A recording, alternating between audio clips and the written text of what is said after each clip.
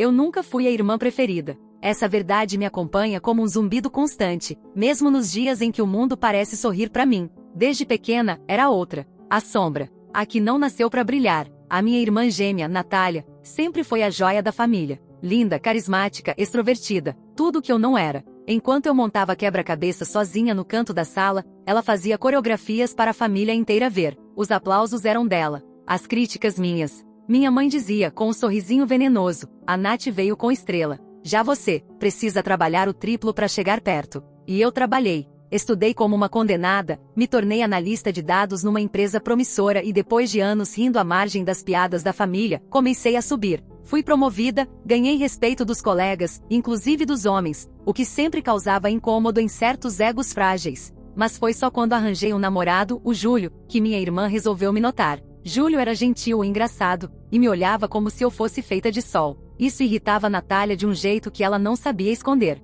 Você sabe que ele tá só contigo porque ainda não me viu de verdade, né? Ela chegou a dizer uma vez, como se jogasse uma verdade qualquer no ar. O que ela não esperava era que Júlio fosse diferente dos outros. Ele se afastou da minha família, me encorajou a cortar os laços tóxicos e a crescer por conta própria. Foi por causa dele que aceitei uma vaga em outro estado, São Paulo, com um salário triplicado e equipe própria. Era a chance da minha vida. E eu agarrei. Foi nessa época que apareceu o Fábio, meu cunhado. Casado com a Natália, ele se mudou para SP com ela quando ela conseguiu um cargo num hospital. Fábio era o típico homem branco de ego inflado que se ofende com qualquer mulher que o confronte com inteligência. E como a vida adora ironias, ele foi contratado pela mesma empresa que eu, numa área paralela à minha. Então é você que estão chamando de menina prodígio, ele disse quando nos cruzamos no primeiro dia. O tom de deboche quase cuspido. A partir dali, tudo foi queda livre. Ele começou a soltar comentários inocentes em reuniões. A Lídia é ótima com números, mas ainda tá aprendendo a lidar com pressão, né?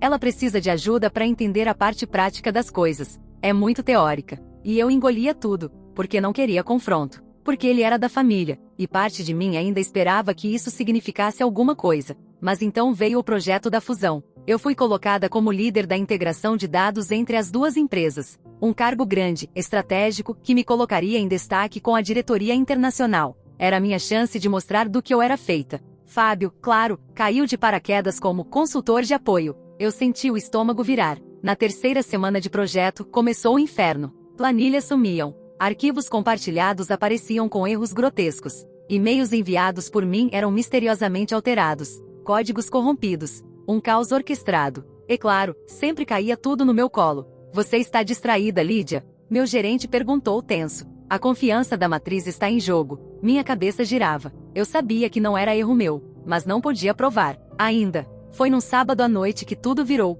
Eu estava no escritório de novo, tentando resolver o bug de um script crítico. Por acaso, acessei o backup da rede e vi um histórico de edições. Um IP diferente do meu. Um horário em que eu nem estava online. E lá estava, alteração feita no código principal por Fábio.Silva. Senti meu corpo gelar. Um arrepio me atravessou como um trovão. Eu salvei tudo. Prints, logs, e-mails cruzados. Na segunda-feira, pedi uma reunião com o RH e TI. Entreguei tudo. Eles ficaram em silêncio, atonitos. Me disseram para não comentar com ninguém enquanto investigavam. 2 dias depois, recebi um aviso da diretora: Lídia, pode respirar. Você foi vítima de sabotagem interna. A empresa está tomando providências. Na sexta-feira, Fábio foi chamado para uma reunião. Nunca mais voltou. E então, a parte que me derrubou de vez, não foi demitido só por sabotagem. Uma das estagiárias que trabalhava com ele também havia feito uma denúncia. Assédio. Invasão de privacidade. Ele havia mandado mensagens obscenas e feito comentários nojentos nos bastidores. A investigação começou por minha causa, mas terminou por ela. Quando a notícia chegou à minha irmã, ela me ligou aos prantos. E por que você fez isso, Lídia? Por que quis destruir meu casamento? E ali, pela primeira vez na vida, eu desliguei o telefone sem responder, porque eu não destruí nada. Eu só sobrevivi. Mas a história não terminou aí. Na semana seguinte, recebi uma mensagem anônima no meu e-mail pessoal. Você acha que venceu? Isso foi só o começo. O IP vinha de um provedor residencial. De onde? Da cidade da minha irmã. A mensagem ficou martelando na minha cabeça por dias. Você acha que venceu? Isso foi só o começo. Não havia assinatura, mas o IP rastreado pelo setor de TI da empresa me dizia tudo o que eu precisava saber. A mensagem veio da cidade onde minha irmã Natália morava. Mesmo depois da demissão do Fábio, ela ainda estava tentando me atingir, ou pior, teria sido ele. O Fábio foi dispensado por justa causa. A investigação interna mostrou provas claras da sabotagem, e as denúncias de assédio ganharam força. Ele saiu da empresa com a reputação manchada, processado por pelo menos 2 funcionárias. Mas quando o nome dele pipocou nos sites de notícias corporativas, quem veio me atacar foi a minha própria irmã. Você armou tudo, não foi? Gritou ela no áudio de WhatsApp, furiosa. Você sempre invejou o que eu tinha. Agora quer me ver sozinha? Que tipo de monstro é você? Monstro? Essa palavra me quebrou por dentro. Não porque ela tivesse razão, mas porque minha irmã, mesmo depois de tudo, ainda preferia proteger um homem que assediava mulheres e sabotava a própria cunhada, do que admitir que ela estava errada. Foi quando eu percebi, não era só o Fábio que me queria destruída. Natália também. Ela não conseguia suportar me ver crescendo. Na infância, ela me via como o reflexo borrado dela. Cresceu me pisando, sabendo que nossos pais a colocavam num pedestal e me deixavam nos escombros. E quando finalmente conquistei algo por mérito, ela entrou em guerra. Comecei a reparar que meu nome circulava em fóruns de fofoca anônimos do setor. Pequenos boatos surgiam sobre mim, que eu teria sido promovida por causa de um relacionamento com o gerente, que eu era desequilibrada, até que eu já teria forjado provas contra um colega. Tudo isso em lugares obscuros da internet corporativa, e sempre surgindo do nada. Conversei com o setor jurídico da empresa. Eles me orientaram a não responder publicamente e seguir com discrição. Mas por dentro, eu fervia. Eu sabia que Fábio e Natália estavam por trás disso. Ele, porque precisava se vingar. Ela, porque estava afundando junto e queria me arrastar com ela. Foi aí que tomei a decisão mais difícil da minha vida. Eu fui até minha mãe. Apesar de tudo, achei que ela merecia saber o que estava acontecendo. Que sua filha perfeita estava se aliando a um homem acusado de crimes sérios para destruir a outra filha. Cheguei com o coração pesado. Ela me recebeu com aquela cara morna, como se estivesse me fazendo um favor por abrir a porta. Então resolveu aparecer depois de destruir o casamento da sua irmã? Disse de cara. Eu congelei. A dor foi física. Mãe, respirei fundo. O Fábio não é uma vítima. Ele me sabotou. Tem provas. A empresa demitiu por justa causa. E mais 2 mulheres o denunciaram por assédio. Ela cruzou os braços. E isso é o que você diz. Ele sempre foi educado com a gente. Sempre te tratou bem. Você não sabe da metade. Tirei os prints, os relatórios, os prints das conversas com o RH. Mostrei tudo, ali, na sala dela, esperando alguma fagulha de empatia, algum traço de vergonha. Mas não. Ela olhou, franziu a testa e disse: mesmo assim, podia ter resolvido de outro jeito. Você acabou com o casamento da sua irmã. Isso não se conserta com print. Saí da casa com os olhos em chamas. Ali compreendi uma verdade que me libertou e me destruiu ao mesmo tempo. Minha mãe nunca vai me defender. Não importa o que aconteça. Eu sou a peça de reposição que ela nunca pediu. Os dias seguintes foram uma mistura de paranoia e raiva. Meus colegas começaram a agir de forma estranha. Alguns cochichavam quando eu passava. Uma analista do RH, com quem eu nunca tive atrito, evitava me olhar nos olhos. Algo estava se espalhando, e eu não fazia ideia do que era. Até que uma amiga do setor jurídico me chamou de canto. Lídia, tem uma denúncia no compliance interno dizendo que você manipulou relatórios da demissão do Fábio. Dizem que você usou acesso indevido a dados para forçar a demissão dele. Estão investigando. Meu estômago virou pedra. Mas isso é mentira. Eu disse, a voz trêmula. Quem faria isso? Ela olhou nos meus olhos. E eu entendi que ela sabia a resposta, mas não podia dizer. Voltei para casa em choque. Me tranquei no quarto e chorei até a respiração falhar. Como era possível que eu, a vítima, estivesse sendo caçada? Como alguém consegue destruir a própria irmã dessa forma? Foi então que eu recebi o segundo e-mail. Assunto: não tente parecer boazinha. Corpo da mensagem: se você abrir a boca de novo, eu solto os prints. Você sabe quais? Prints. O quê? Que prints? Eu revirei minha mente tentando lembrar de qualquer mensagem, qualquer conversa fora do tom, qualquer coisa que pudesse ser distorcida. E então lembrei, no início do projeto da fusão, antes de eu perceber que o Fábio era um verme, nós trocamos alguns e-mails internos, comentários sarcásticos sobre o time, sobre reuniões cansativas. Nada pesado, mas se extraídos do contexto, poderiam sim ser usados contra mim. Será que ele havia guardado tudo aquilo? Será que Natália estava com os acessos dele? Não consegui dormir aquela noite. A paranoia virou um bicho dentro da minha pele. Na manhã seguinte, pedi uma licença médica. Meus batimentos estavam alterados, minha pressão disparava do nada, eu tinha tremores nas mãos. Meu médico me diagnosticou com síndrome do pânico e exaustão. A empresa aceitou a licença. Mandaram um comunicado frio e impessoal.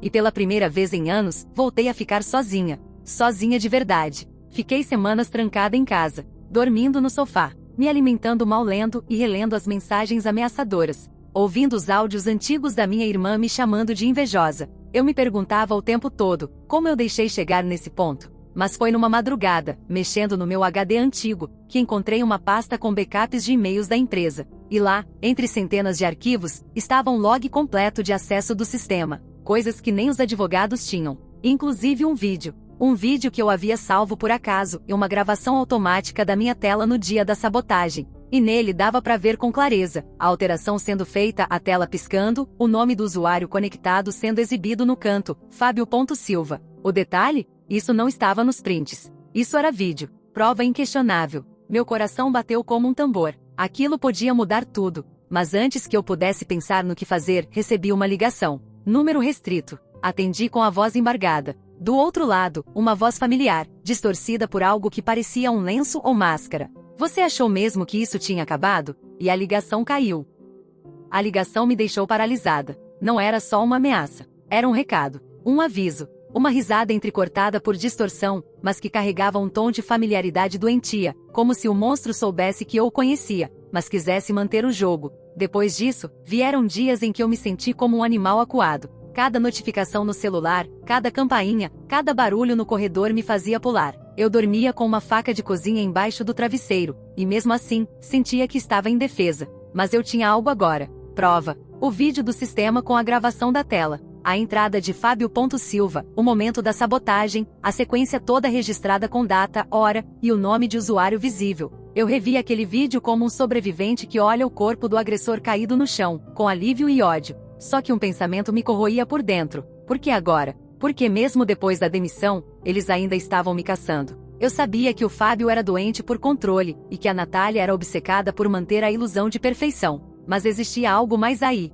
algo que ainda não tinha vindo à tona. Foi minha terapeuta quem me deu um empurrão. Lídia, o que você tem é mais do que defesa. É munição. Você quer continuar se escondendo, ou quer virar o jogo? Na semana seguinte, voltei ao RH da empresa. Marquei uma reunião com a diretoria de ética. Mostrei o vídeo, entreguei o HD antigo, os logs, e detalhei as ameaças que vinha recebendo. Eles ficaram em silêncio por minutos inteiros. A diretora de governança mordeu o lábio antes de falar. E isso muda tudo. A empresa reabriu o caso. Dessa vez, eu não era apenas vítima. Eu era testemunha principal num processo que agora envolvia dano institucional, chantagem e crime virtual. Enquanto eles iniciavam a investigação formal, eu segui meu plano paralelo. Contratei um perito digital particular, um profissional experiente, que já havia trabalhado com rastreamento de ameaças cibernéticas. Entreguei tudo, os e-mails anônimos, a ligação com voz distorcida, até o áudio onde minha irmã me acusava de destruir o casamento dela. 2 semanas depois, ele me chamou para uma conversa.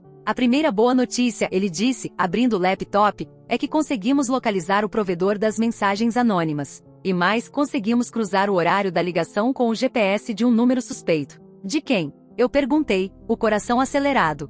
Do telefone da sua irmã. Eu respirei fundo. Um nó se formou na minha garganta. Tem certeza? Sussurrei. Ele virou a tela para mim. A localização exata no momento da ligação vinha do apartamento dela, às 3h14, naquela madrugada em que recebi a chamada. Mas por que ela faria isso? Eu perguntei, como se ainda precisasse me convencer. Ele hesitou antes de responder. Porque ela tem medo de você contar o que sabe. Foi quando ele me entregou uma pasta com o relatório completo. E lá estava o motivo. Fábio não tinha apenas assediado colegas. Ele tinha um histórico oculto de fraudes em empresas anteriores. Pequenos golpes internos, desvio de recursos, sabotagens mascaradas como erro humano. Só que ninguém nunca conseguiu provar, exceto agora. E o pior, Natália sabia. Ela foi a responsável por apagar o nome dele de um antigo escândalo numa clínica particular, trocando os dados do sistema onde trabalhava como administradora. Usou o próprio login, usou o CPF dela. Eu me afundei no sofá, segurando o relatório com mãos trêmulas.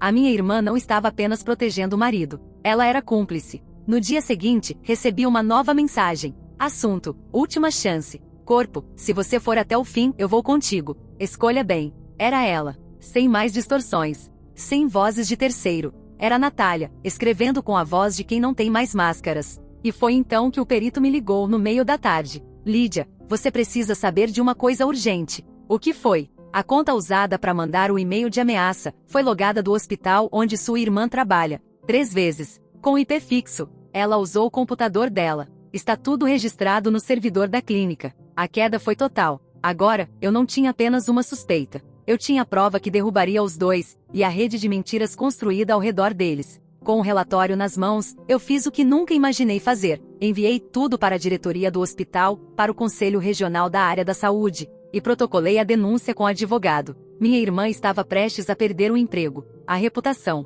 tudo que ela sempre usou para me oprimir. Mas mesmo com a prova entregue, mesmo com o jogo virando, eu não sentia alívio. Eu sentia medo. Porque naquela mesma noite, ao voltar da farmácia, encontrei a porta do meu apartamento semi-aberta. Eu nunca deixava assim. Entrei devagar. A luz da cozinha estava acesa. As janelas, todas fechadas. Nada parecia revirado. Mas em cima da mesa, havia uma única coisa. Uma foto minha com o Júlio, minha última relação feliz, rasgada ao meio. E ao lado da foto, um bilhete escrito à mão. Você quer guerra? Então vamos até o fim. O sangue gelou. Peguei o telefone tremendo. Liguei para a polícia. Registrei boletim. Mas a sensação de invasão, de estar sendo observada, me engoliu por inteiro. No dia seguinte, ligaram do hospital onde Natália trabalhava. Ela havia sido afastada imediatamente, por uso indevido de dados confidenciais e tentativa de intimidação a uma denunciante. Estava sendo formalmente investigada. E naquele mesmo dia, alguém bateu na porta do meu apartamento. Quando abri, era ela. Natália. Olhos fundos, rosto magro, cabelos presos com pressa. E ela segurava o celular na mão como uma arma. Acha que venceu? Acha que vão ficar do seu lado quando eu mostrar isso? Ela perguntou, tremendo. Mostrar o quê? Perguntei. Ela virou a tela para mim. Um vídeo. Um corte maldoso de um dos meus e-mails antigos. Uma frase solta, editada para parecer que eu admitia ter plantado provas contra o Fábio. Você não tem ideia do que começou, Lídia. Ela disse. Eu não vou cair sozinha. E então, sem aviso, ela me empurrou. Caí de costas contra a parede. Ela avançou, e por um instante, achei que fosse me agredir. Mas o que ela fez foi pior. Ela olhou nos meus olhos e disse: Você nunca vai ser amada. Nunca vai ser suficiente. E mesmo se vencer, vai estar sozinha. E foi embora. Me deixando ali no chão, engolindo a frase como se fosse veneno. Mas o que ela não sabe é que eu não sou mais a sombra que ela acostumou a esmagar. Agora, sou eu quem carrego as provas. Naquela noite, dormi com a porta trancada e uma faca de cozinha sob o travesseiro. O empurrão da minha irmã não me deixou hematomas visíveis, mas o estrago não era físico, era psicológico. Ela veio até mim com o rosto de uma irmã, e me deixou com o olhar de uma inimiga. O que doeu mais não foi o ataque em si. Foi perceber que ela estava disposta a me destruir para não encarar a verdade, que ela sempre me viu como alguém que devia ser mantida embaixo dos pés dela. Mas ela cometeu um erro grave. Ela me subestimou. Na manhã seguinte fui direto à delegacia. Mostrei o vídeo do celular dela, onde ela me acusava, ameaçava, e ainda me empurrava. O boletim de ocorrência da invasão ao apartamento já estava anexado. Entreguei as mensagens, os relatórios, e tudo o que consegui juntar ao longo das semanas. A delegada me ouviu com atenção e disse: Você tem um caso sólido. Nós vamos emitir medida protetiva agora mesmo. Poucas horas depois, Natália foi notificada por oficial de justiça. Ela não podia mais se aproximar de mim. Não podia me ligar, mandar mensagens ou sequer pisar no meu condomínio. A reação dela? Um e-mail desesperado, enviado por um advogado, tentando me intimidar com ameaça de processo por difamação. Mas a empresa onde ela trabalhava já estava 10 passos à frente. Com as provas entregues pelo meu perito digital e os dados da investigação interna, o hospital a demitiu por justa causa. O caso foi repassado ao Conselho Regional de Enfermagem, e ela entrou num processo disciplinar que poderia caçá-la da profissão. E como a cereja podre no topo do bolo, o nome dela foi citado no inquérito que envolvia o Fábio, por obstrução de dados e cumplicidade com sabotagem digital. Ela saiu da cidade. Simplesmente sumiu. Ninguém soube se voltou para a casa da minha mãe ou para algum buraco onde pudesse lamber as feridas. Mas a última mensagem que me mandou antes da medida protetiva ainda ecoa na minha cabeça como uma confissão. Você destruiu minha vida, Lídia. Conseguiu. Mas vai ser infeliz como eu. E ali eu entendi tudo. Ela não queria me ver fracassar por puro ego. Ela queria me ver infeliz porque ela era infeliz. Ela precisava que eu sofresse para justificar o próprio vazio. Mas essa parte, infelizmente para ela, não saiu como ela planejou. Quando a poeira baixou, a empresa me chamou de volta. Minha licença foi encerrada, mas, para minha surpresa, fui promovida. A diretoria reconheceu minha postura durante o caos e, mais importante, reconheceram que eu desmascarei uma rede de condutas tóxicas que vinham sendo ignoradas. Virei coordenadora geral de projetos. Ganhei uma equipe nova, formada por profissionais que eu mesma escolhi. O primeiro projeto que assumi envolvia parcerias internacionais, e pela primeira vez, viajei a trabalho para fora do país. Mas a verdadeira vitória não foi a promoção. Foi perceber que eu não precisava mais do olhar de aprovação de ninguém. Não da minha mãe. Não da minha irmã. Não de um homem. Aliás, Júlio, aquele que me apoiou lá atrás, voltou a me procurar. Disse que nunca deixou de pensar em mim, que lamentava ter se afastado quando tudo estourou. Mas eu não quis voltar. Não por raiva, mas porque entendi que a mulher que eu me tornei precisava de mais do que ele podia oferecer. Hoje, moro num novo apartamento. Mais simples, mas só meu. Com as portas trancadas por dentro e abertas por dentro da alma. Voltei a pintar nas horas vagas, algo que havia abandonado anos atrás, quando ouvi minha irmã rir dos meus quadros dizendo que até criança fazia melhor. Agora meus quadros estão em uma galeria independente. Uma delas, inclusive, foi comprada por uma executiva da minha empresa. Minha vida não virou um conto de fadas. Eu ainda luto contra traumas antigos. Ainda acordo assustada às vezes. Ainda tenho lapsos de confiança. Mas agora eu sei o valor da minha luta. Sei que não sou sombra de ninguém. Que o brilho que eu carrego não depende de palco emprestado. E a última ironia da história. Recebi, há poucos dias, uma mensagem da minha mãe. Fria, formal. Dizia: sua irmã está com depressão. Se puder, vá visitá-la. Ela sente sua falta. Olhei a mensagem por longos minutos. E então, apaguei. Não por rancor, mas porque aprendi que perdoar não significa voltar para o campo de guerra onde quase morri. Minha história não terminou com reconciliação. Ela terminou com reconstrução. Eu fui a filha ignorada, a irmã sabotada, a mulher humilhada, mas também fui a que sobreviveu. E agora sou a que brilha, sozinha e em paz.